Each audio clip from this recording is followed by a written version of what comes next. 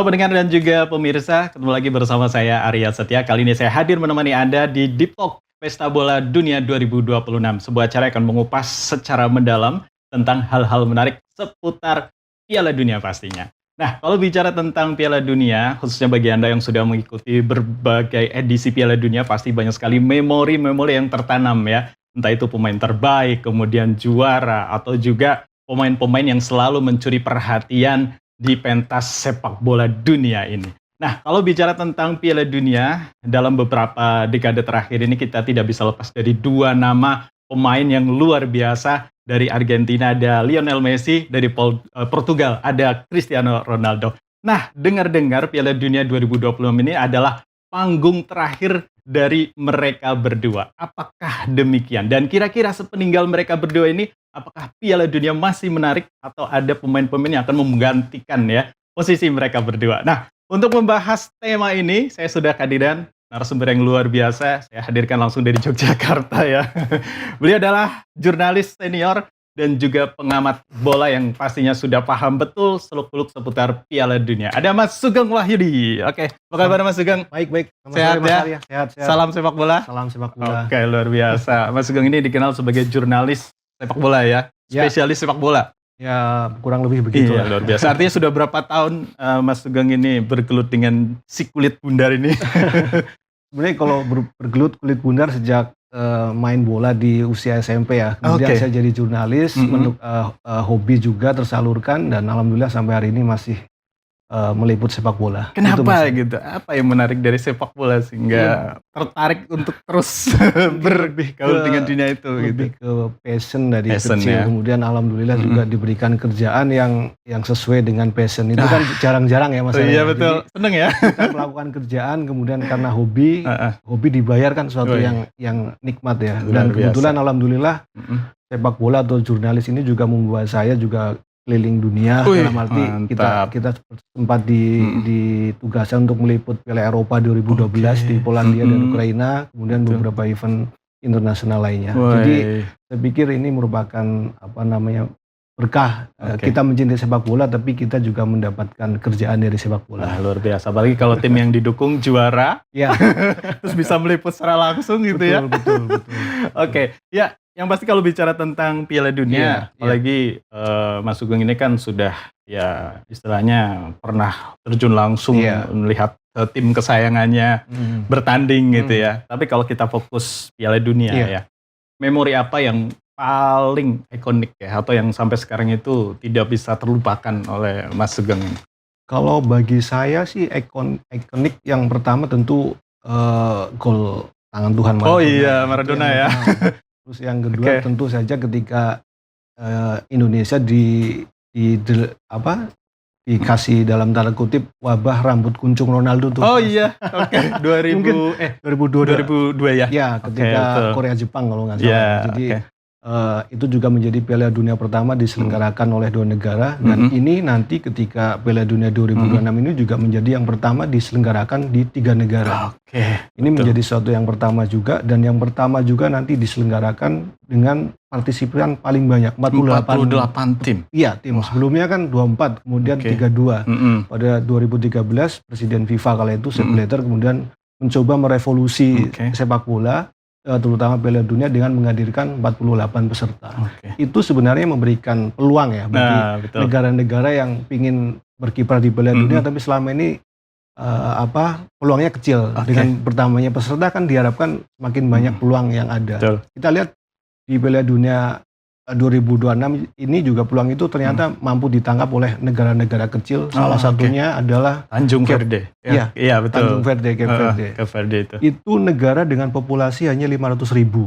Setara kota Maluku di Ambon atau kota Jogja. Lebih kecil dari Purwokerto berarti itu. Kecil dari Purwokerto mungkin ya. Bisa masuk Piala Dunia loh. Iya bisa masuk Piala Dunia. Artinya ini kan menjadi sebuah bagi negara lain ini mungkin inspirasi ya. Mereka aja bisa ke Piala Dunia dengan negara yang kecil seperti itu, apalagi negara sebesar bangsa kita. Indonesia ya 280 juta ya, masa nggak bisa milih 11 gitu yang terbaik gitu ya. Iya. Dan ketika kita bicara Indonesia sebenarnya ini juga dalam arti proses kita sebenarnya udah bagus ya. Betul. Ketika kita dan nyaris kan kemarin sebenarnya nyaris kita masuk ke round 4, tapi kemudian sayang di sana kurang maksimal. Ada beberapa yang menyebut bahwa ini adalah kesalahan PSSI atau apalah karena di tengah jalan pergantian pelatih dan lain sebagainya. Tapi saya pikir proses yang kita udah jalankan udah on the track. Semoga di era John Hartman ini semakin baik sih. Apalagi kan memang target utama pelatih kita kan 2030 kan. Betul. Tapi kembali ke masalah ikonik Piala Dunia ya. Ada beberapa momen yang saya masih ingat betul ya tentang tandukan Zinedine Zidane ya. Betul. Waktu 2006 ya. Oke, terus juga kekalahan Brasil lawan Jerman. Padahal waktu itu tuan rumah kan Brasil ya kalau nggak salah ya. Iya, betul. Oke, tapi selain itu masih ada yang menurut Mas Sugeng ini menarik gitu dan itu sulit terlupakan bagi pecinta sepak bola dunia. Iya, saya pikir Piala Dunia ini adalah salah satu ajang yang paling mampu untuk mempromosikan sesuatu ya dengan Piala Dunia. Karena sepak bola, apalagi Piala Dunia ini kan event yang dalam tanda kutip terakbar saat ini ya. Sampai saat ini ya, bagaimana sepak bola telah mampu membuat orang-orang di seluruh dunia, di sudut kota dimanapun dia mampu rela untuk istilahnya bangun pagi katakanlah untuk menonton sepak bola itu. Betul. Bicara Piala Dunia tentu banyak sekali momen menarik dan saya pikir momen terakhir yang masih fresh di ingatan kita adalah bagaimana saat Messi mengangkat Piala Dunia di Piala Dunia tahun lalu ya. 2022 ya. Ya, ini juga cerita tentang Messi juga menarik juga di timnas. Sebelumnya kan dia sempat pensiun kan. Nah, tapi kemudian di Copa America dia pensiun, kemudian dibujuk, dia mampu kembali dan akhirnya dia mampu mewujudkan gelar Piala Dunia yang saat ini belum mampu diraih Ronaldo, Mas Arya. Inilah ya, kalau udah bicara Messi Ronaldo, nah mungkin kita bicara tentang itu ya, karena sudah disinggung Mas Sugeng ya. Kalau bicara tentang Messi, apa sih yang dia belum dapat ya? Piala Dunia sudah Piala Dunia itu sudah menjadi koleksi lemari dia mungkin lah begitu boleh dikatakan 2022 ya. Betul. Dengan 2 golnya waktu itu lawan Prancis, walaupun akhirnya Mbappe juga akhirnya bisa membalas adu penalti kan waktu itu ya. Tapi Messi ya tetaplah Messi gitu. Dia boleh dikatakan sampai sejauh ini belum ada pemain yang bisa menggantikan posisi dia di timnas Argentina maksud saya ya. Artinya dengan prestasi dia sudah menorehkan berapa gol berarti 13 gol ya. 13 gol, sedangkan Ronaldo sampai sejauh ini walaupun dia prestasinya luar biasa tapi satu prestasi yang belum ada dan belum dia dapat adalah Piala Dunia gitu. Betul. Nah, kalau bicara tentang 2 bintang ini gitu, apa yang menurut Mas Sugeng ini menarik? Apalagi kalau tidak salah sepanjang gelaran Piala Dunia mereka tuh belum pernah ketemu secara langsung antara Portugal dan Argentina ya Mas Sugeng ya. Kita bicara tentang 2 sosok ini memang pertama adalah soal personality mereka. Bagaimana mereka mampu mengemas diri menjadi brand internasional. Itu yang pertama. Yang kedua tentu karena mereka adalah atlet yang nggak bisa dilepaskan adalah kerja keras mereka hingga pada titik ini di usia 38 Messi, Ronaldo 41 ya. Mereka masih bisa seumuran saya berarti.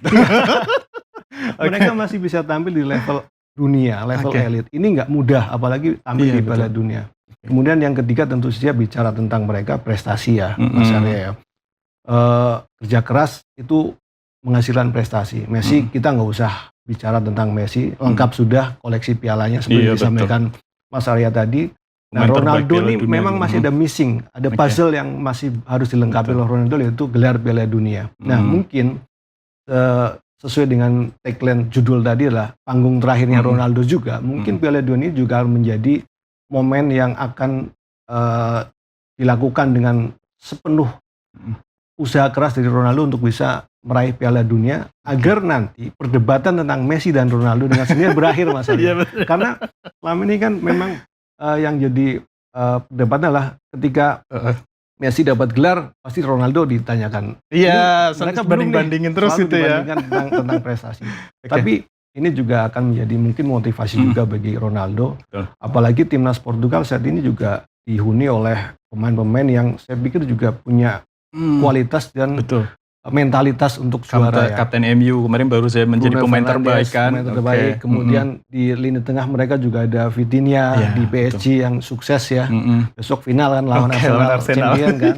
Kemudian ada Rio Neves. Kemudian banyak pemain muda yang mungkin dalam tanda kutip akan menggendong Ronaldo di Piala Dunia. Kita selama ini kan melihat Ronaldo menggendong tim ya. Tapi ketika ini mungkin dengan komposisi tim yang sedemikian bagus, pelatih yang juga saya pikir cukup mampu mengenali karakter Ronaldo, Portugal bisa menjadi kandidat yang patut diperhitungkan di Piala Dunia 2006. Tapi saya menarik apa yang disampaikan Mas Gong tadi, bahwa nanti Ronaldo akan digendong oleh tim. Artinya mungkin teman-teman itu support banget gitu ya. Pokoknya ini kamu tuh tahun ini harus dapat Piala Dunia gitu biar lengkap gelarnya gitu mungkin ya. Iya.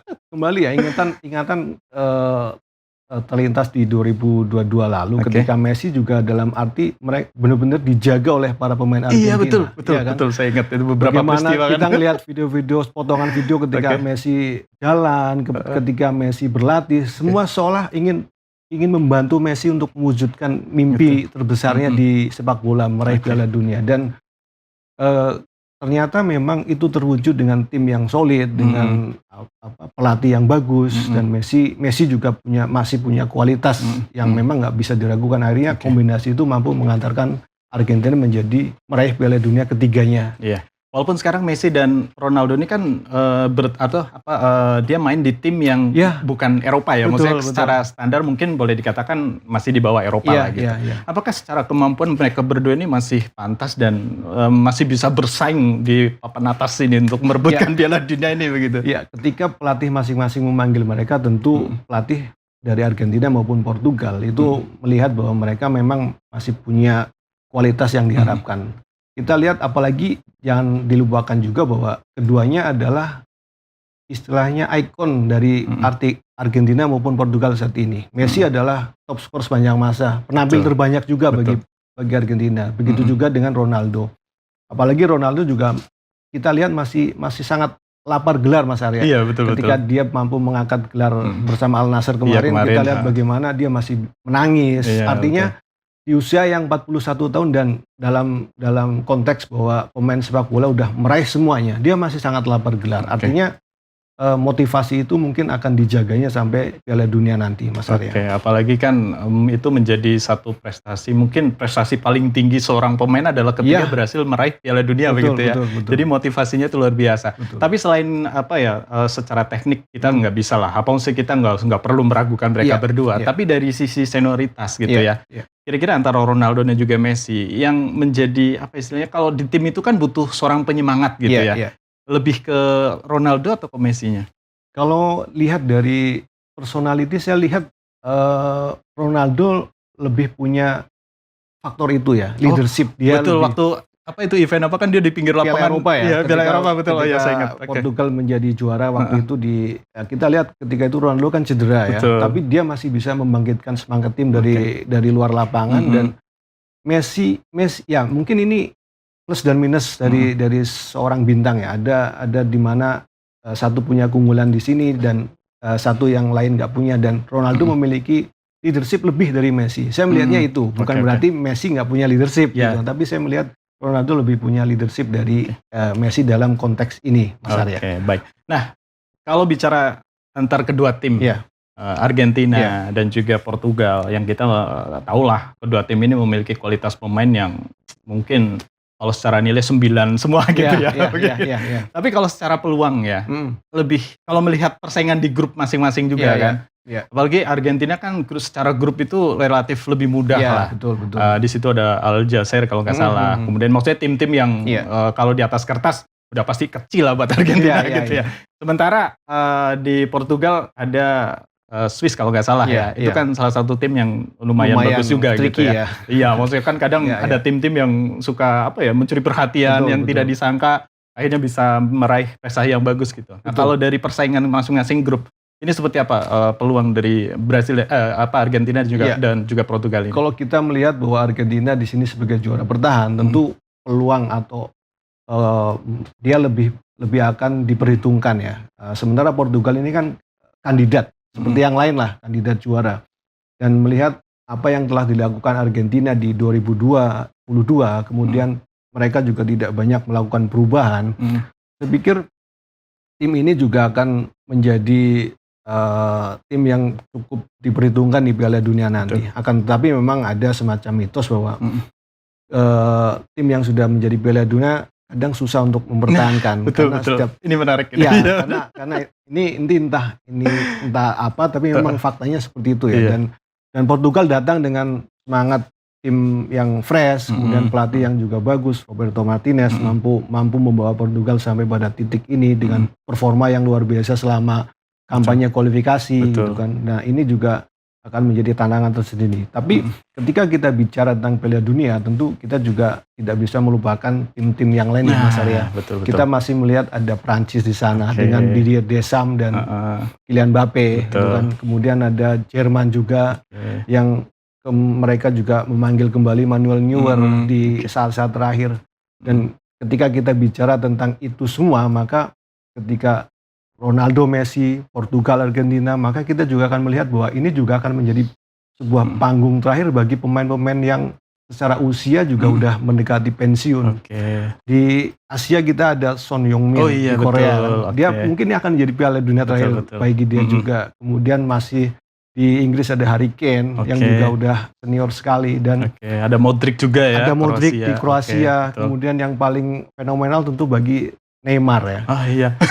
Mungkin Mas Arya masih ingat ketika Ancelotti memanggil Neymar, bagaimana publik bereaksi seperti itu. Kemudian banyak yang memberikan analisisnya, apakah pantas Neymar dipanggil? Kenapa nggak manggil yang lebih muda aja gitu kan?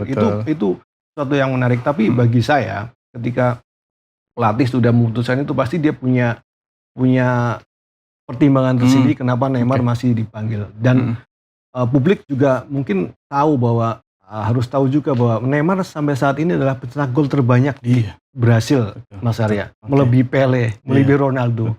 Ini mungkin yang nggak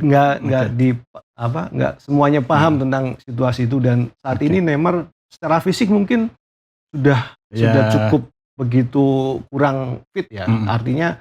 Tapi mungkin Ancelotti juga punya pertimbangan tersendiri karena dia juga sebagai pelatih yang sudah berpengalaman di klub dan pernah juara bersama Madrid, bersama Milan. Dia juga mungkin punya pertimbangan yang matang untuk mendatangkan Neymar, terutama untuk menjaga ruang ganti. Nah, itu yang paling penting itu sebenarnya, kondisivitas ruang ganti. Ruang ganti juga berperan penting dalam sukses atau tidaknya klub dalam sebuah turnamen, Mas Arya. Gitu.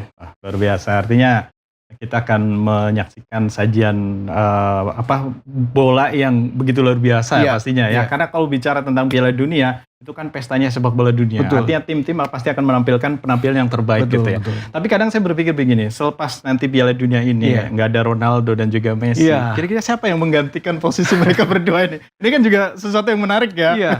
Karena selama ini hampir dua dekade ya, Mas Arya. Kita selalu dilihat dengan persaingan duopoli lah ibaratnya gitu antara Ronaldo dan Messi.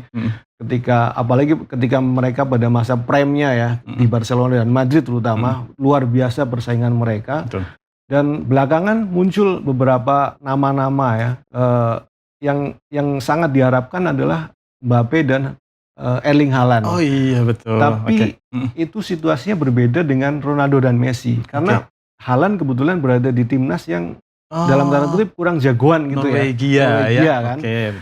Sementara kalau Mbappe mungkin dia udah merasa bahwa sebagai pemain dia sudah merebut Piala Dunia di usia 18 ya. Makanya dia kalau dibilang ini itu mungkin dia lebih bilang saya udah Piala Dunia umur 18 gitu kan. Nah, persaingan itu sebenarnya sangat diharapkan oleh fans sepak bola agar sepak bola itu nggak mati dengan rivalitas. Karena kalau rivalitas sudah mati, maka sepak bola seperti kurang bumbu lah ya, gitu hambar gitu lah. Tapi sayangnya persaingan itu mungkin masih belum bisa terwujud secara intens ya, karena kebetulan di klub masing-masing juga musim ini mereka timnya kurang berprestasi gitu kan. Madrid gagal juara di Spanyol, City gagal. Artinya ini juga kemudian memengaruhi rivalitas tersebut. Kita harapkan akan muncul persaingan baru di sepak bola, terutama bintang-bintang baru yang bermunculan ya. Kalau Yamal masih memungkinkan tahun ini muncul menjadi pesaing mereka berdua ini, atau masih butuh waktu? Yamal sejauh ini saya pikir secara nama dia udah ada di top mind ya, tapi secara mungkin lebih ke mentalitas dan bagaimana menjaga performa itu yang akan menjadi pertimbangan kedepannya, Mas Arya. Oke, ya kita berharap nanti setelah ini muncul siapa begitu ya. Walaupun prediksi ya tadi Mbappe, kemudian Haaland, tapi kan ya kita nggak tahu juga. Nanti bisa aja muncul pemain yang selama ini tidak diprediksi. Kadang kan begitu ya Piala Dunia ya. Oke, kita tunggu aja nanti apakah setelah Messi dan Ronaldo ini muncul bintang-bintang baru yang akan meneruskan kiprah mereka, memunculkan rivalitas yang tidak akan pernah habis gitu ya. Betul. Oke. Tapi kalau terlepas dari Messi dan juga Ronaldo, kita juga tidak bisa istilahnya memandang remeh tim-tim lain ya. Karena tim yang sudah lolos Piala Dunia adalah tim yang memang punya potensi gitu ya. Betul. Nah, dari sekian banyak tim yang sudah lolos, kalau Mas Sugeng ini melihat tim mana yang kira-kira akan berpotensi mengganggu lah bagi tim-tim besar gitu? Ya, kalau kita bicara tentang tim besar duluan ya, kita akan melihat bahwa Piala Dunia sebenarnya kan juaranya ya itu aja. Brasil 5 kali, kemudian Argentina, Jerman, sayang Italia nggak masuk ya. Italia 4 kali, kemudian Inggris, ada Uruguay dan Spanyol ya. Ada 7 negara kalau nggak salah yang langganan juara. Tapi kemudian kekuatan-kekuatan baru yang dalam tanda kutip bisa untuk membuat Piala Dunia ini lebih menarik juga patut diperhatikan. 2022 Maroko muncul. Iya betul, sampai semifinal ya. Semifinal. Sayangnya kalah sama Kroasia ya. Kroasia yang juara 3 kan. Nah, tahun ini mungkin Turki, Mas Arya. Oh iya, ada pemain kesayangan saya di sana. Siapa, Mas? Hakan. Ada Hakan, ada Yildiz, ada Güler. Nah, itu juga mungkin akan menjadi kekuatan yang patut diperhitungkan juga. Kita juga nggak boleh melupakan bagaimana kiprah tuan rumah juga, Mas Arya. Biasanya kita ada faktor-faktor yang bisa inilah ya. Walaupun Amerika Serikat bukan sepak bola ya olahraganya, mereka lebih American football ya. Tapi ini kan mereka juga menjadi tuan rumah. Kemudian Kanada ya lah Kanada sebagai tuan rumah, tapi mungkin kiprahnya tidak sekuat Amerika ya. Meksiko punya sejarah yang bagus di Piala Dunia, dan saya pikir faktor tuan rumah itu biasanya akan mengubah tim bermain untuk luar biasa. Kita masih ingat 2022 ya, Mas Arya, ketika Korea Selatan yang sama sekali nggak ada perhitungan di bawah Chu Siding, mereka kemudian mampu meraih peringkat ketiga dan menjadi prestasi terbaik sampai saat ini. Ya itu kan maksudnya bola itu bundar, artinya tidak bisa diprediksi gitu ya. Tapi kita juga tidak boleh memandang remeh tim-tim Asia loh Mas, seperti Jepang. Betul, kan. Apalagi Jepang kan pemainnya rata-rata sudah nyebar ke liga-liga terbaik di Eropa gitu. Nah kalau menurut Mas Sugeng sendiri peluang tim Asia lah, Jepang, Korea. Ya kalau kita bicara tentang tim Asia, saya pikir Korea Jepang masih menjadi teratas di antara tim lainnya ya, bukan karena mengesampingkan tim Asia lain. Banyak juga itu kan, Arab Saudi, Qatar. Tapi selama ini hanya mereka yang mampu bersaing di level atas, terutama Jepang ya, yang kita lihat permainnya semakin solid dari hari ke hari. Mereka juga dalam beberapa uji coba mampu tampil impresif, dan ini juga menjadi pintu masuk yang bagus bagi Jepang untuk bisa berprestasi maksimal di Piala Dunia 2026 ini. Oke, kalau Qatar sendiri kan tahun lalu kan ya tuan rumah ya. Seperti apa peluang untuk 2026 ini? Qatar sebagaimana tim-tim Arab Saudi lain, saya pikir secara kualitas masih di bawah Jepang dan Korea ya. Tapi mereka masih bisa bersaing, dan semoga aja banyak tim Asia yang bisa lolos ke fase berikutnya. Dari fase grup mereka bisa melewati, dan itu akan menjadi motivasi juga terutama bagi timnas kita, Mas. Iya, betul. Karena ya bagaimanapun kita sebagai pecinta timnas masih gregetan ya. Bagaimana waktu round 4 kemarin kita berharap mampu melewati. Sebenarnya kan ada peluang bagus ya, berapa persen lah kita bisa lolos gitu kan. Seandainya bisa ngalahin Irak misalnya. Tapi udahlah, itu semua kan sudah terjadi, tidak bisa terulang kembali gitu ya. Artinya mungkin sekarang PSIS pun sudah mempersiapkan pelatih yang baru dengan pola permainan yang baru juga, dengan pengalaman beliau yang sudah pernah membawa Kanada tembus Piala Dunia. Artinya kan pengalaman itu cukup bermanfaat bagi timnas kita gitu ya. Apalagi timnya juga nggak banyak berubah ya Mas. Iya, betul. Artinya Johnny Helmert pasti punya lebih banyak kesempatan untuk bisa membuat timnas Indonesia lebih baik lagi. Oke, baik. Nah, kalau bicara tentang Piala Dunia kan euforianya tuh wah luar biasa gitu. Tapi saya kok merasa ya, ini nggak tahu nih perasaan saya sendiri atau mungkin Mas Sugeng juga merasa ya, gerengnya di Indonesia ya, terutama kalau kita bicara lingkup Purwokerto aja. Kelihatannya masih biasa-biasa saja gitu. Kenapa? Atau sebenarnya nggak begitu, cuma saya melihatnya begitu atau hanya perasaan saya saja begitu, Mas? Iya sih, belakangan gaung event-event besar, terutama event bola itu kayak nyampainya tuh lambat di kita ya, Mas Arya. Saya sih melihatnya mungkin ada sejumlah faktor yang membuat Piala Dunia masih belum menjadi perhatian di masyarakat kita ya. Tapi saya pikir dengan adanya mungkin RRI yang nantinya akan menyiarkan sepak bola, dan ini menjadi salah satu kabar baik juga bagi saya ketika mendengar RRI menyiarkan sepak bola, dan apalagi itu secara audio ya, audio yang membuat teman-teman disabilitas juga nantinya akan bisa tetap ikut menikmati Piala Dunia. Ini kan suatu yang momen yang langka itu. Saya pikir ini juga akan membuat Piala Dunia akan semakin bisa kembali bergairah gitu seiring waktu. Saya pikir sih ini waktunya memang momennya belum pas saja mungkin ya. Apalagi kan kita baru mulai di bulan Juni ya. Di bulan Juni. Maksudnya masih ada waktu bagi masyarakat untuk melihat kira-kira tim mana yang akan didukung gitu ya.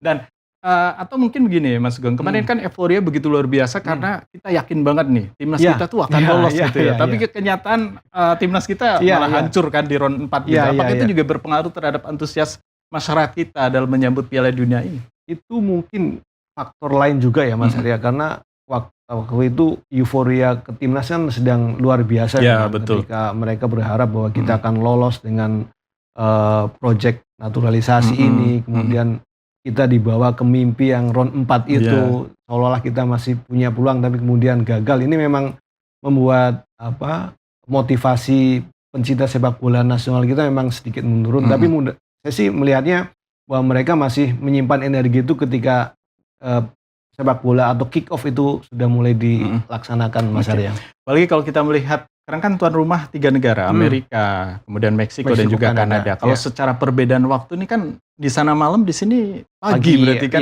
Nanti pertandingan itu terjadi ketika masa-masa kerja kan. Apakah ini juga mungkin menjadi faktor pengaruh juga gitu? Iya pasti. Makanya kita ngelihat bagaimana urusan sepak bola juga nggak bisa lepas dari broadcasting ya.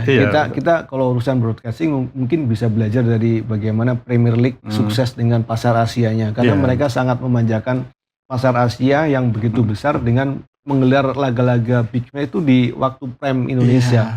Nah ini karena kebetulan berada di belahan dunia lain yang membuat kita harus pagi nonton di sini. Tapi saya pikir masih ada match-match yang bisa dinikmati di luar jam kerja itu. Dan pasti mereka juga sudah memikirkan karena pangsa pasar di Asia itu luar biasa juga kan. Oke, nah kembali tentang ini kan RRI menjadi official broadcast untuk Piala Dunia gitu ya, bersama TVRI dan juga Antara gitu ya. Maksudnya artinya RRI ini punya peran yang bagus juga gitu ya untuk menyebarluaskan Piala Dunia ini ke masyarakat gitu. Apa menurut respon sebagai seorang jurnalis yang selama ini begitu antusias dengan sepak bola gitu? Ya ketika membaca dan mendengar RRI menyiarkan Piala Dunia, saya sendiri cukup pertama senang ya, kedua terus terkejut juga. Ternyata radio yang selama ini dianggap orang ditinggalkan ternyata masih punya kans untuk kembali lagi dan membuat masyarakat mendengarkan radio dengan siaran Piala Dunia. Dan apalagi ini juga sekarang ditambah dengan digitalisasi seperti ini, jadi semakin lengkap. Artinya radio juga bukan cuma audio, juga ada video, dan ini juga menjadi peluang yang seperti saya sampaikan tadi untuk teman-teman disabilitas untuk bisa bersama-sama menikmati Piala Dunia. Karena jangan salah Mas Arya, pendukung sepak bola disabilitas di Indonesia juga luar biasa besar. Dan ini juga menjadi salah satu mungkin